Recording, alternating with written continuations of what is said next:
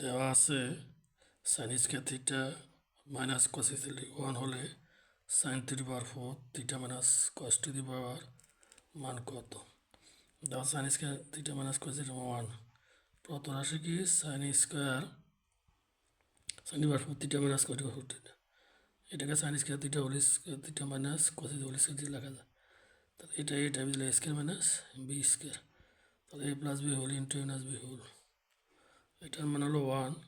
আর sine square theta minus cos square theta এখানে আমার দেওয়া আছে কত 1, কেমন দেওয়া থাকলে তাহলে 1 to 1, তাহলে নিম্নমান কত 1, এটা হলো আনসার।